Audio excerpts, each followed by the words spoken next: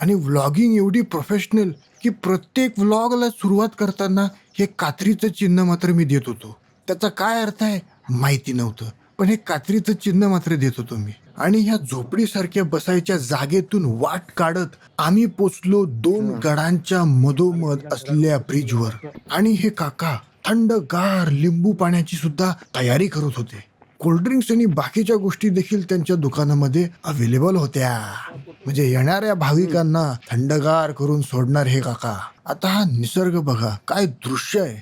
देवीने आमच्या ढाणूला असा निसर्गाचा आशीर्वाद दिलाय. काय सुंदर दृश्य आहे ते बघाच तुम्ही. आणि त्यातच आमच्यातल्या लहान माकडाला म्हणजे माझ्या भावाला गडावरची माकडं दिसली आणि तो म्हणाला, दादा ते बघ.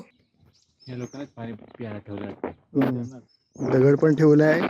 ते ते भांड वाकडं करतात ना म्हणून दगड ठेवलाय आतमध्ये. बरोबर.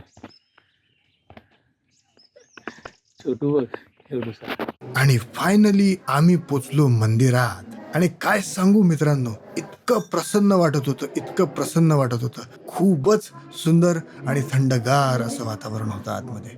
देवीचं ते रूप बघून मन कसं एकदम प्रसन्न झालं. आता दर्शन घेऊन झाल्यानंतर आम्ही निघालो म्हणजे घरी जायला परत. तेवढ्यात आम्ही परत एकदा माकडांची टोळी बघितली. त्यात खतरनाक वाटणारा हा वरती बसलेला माकड. गमतीची गोष्ट सांगायची म्हणजे आमचे पप्पा सर्वांना सांगत होते की सावध राहा माकडांपासून, सावध राहा माकडांपासून. आणि त्यांच्याच हातातले साखरपुटाणे त्या माकडांनी चोरले आणि आमचे पप्पा दचकले.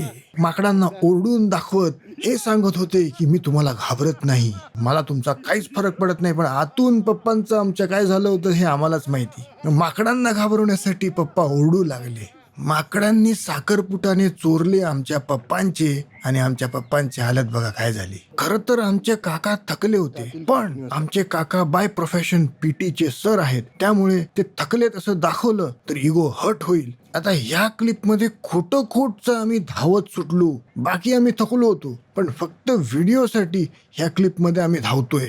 गडावरची माकडं बघितलीत तुम्ही, ढाणू गावातली माकडं बघितलीत तुम्ही. कशी वाटली ही माकडं कमेंट सेक्शन मध्ये सांगा आम्हाला. धन्यवाद. महालक्ष्मी माता की जय.